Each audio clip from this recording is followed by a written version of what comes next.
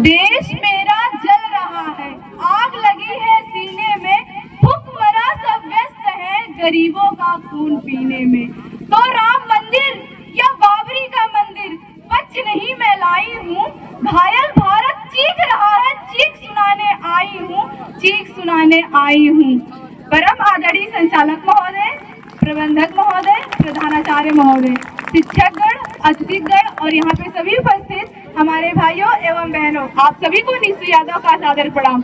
मैं क्लास 9 की छात्रा आज आप सभी के बीच देश निर्माण के पक्ष में मैं कुछ बातें रखना चाहती हूँ।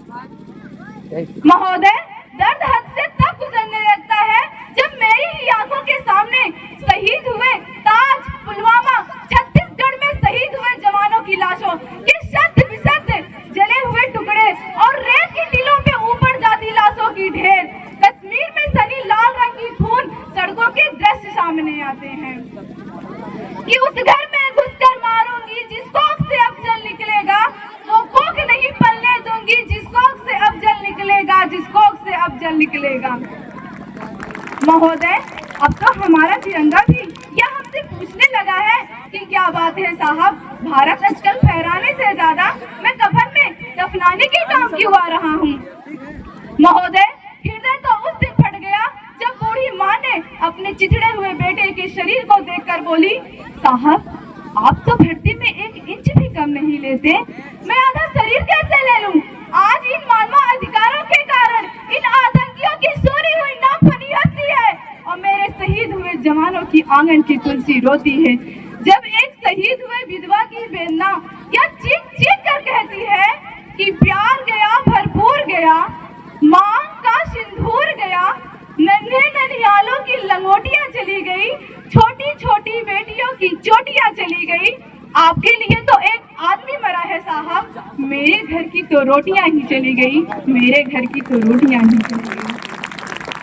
साहब, किसी भी युद्ध को जीतने के लिए बेहाल होना सबसे आवश्यक है, क्योंकि इतिहास गवाह है बहाल करके बड़े से बड़े युद्ध के परिणाम बदल दिए हैं। आज इन मानव अधिकारों के कारण हमारे देश के जवान इस कदर बने हुए हैं कि अपनी ड्यूटी पर खड़े होकर भी बहाल करने से डरते हैं, क्योंकि वो जानते हैं कि भविष्य में कहीं उन्हें कटघरे में ना खड़ा होना पड़े, क्योंकि वो जानते हैं कि एक दुर्लभ के राइफल से निकलने वाली गोली या तय करना पड़े या ना पड़े वह किसे लगेगी, लेकिन हमारे राइफल से निकलने वाली हर गोली को यह निर्णय करना पड़ता है कि या किसी निर्दोषी को ना लगे। यदि किसी निर्दोषी को लग गया तो हमें अपनी नौकरी से हाथ धोना पड़ता है, क्योंकि वो जानते हैं कि हर राइफल से निकलने वाली गोली टारगेट पे हिट करे या ना करे तो भी वह 400 मीटर तक जाएगी। यदि ऐसा हुआ तो ना ही हमें ये समाज छोड़ेगी और ना ही दिल पे तार लगने वाली ये मीडिया छोड़ेगी।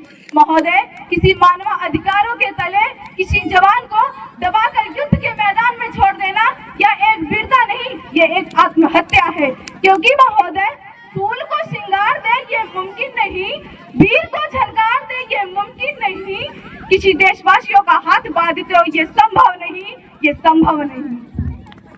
क्योंकि आज हमारे देश का एक जवान सोचता है कि सांप मरे या ना मरे लेकिन लाठी ना टूटे।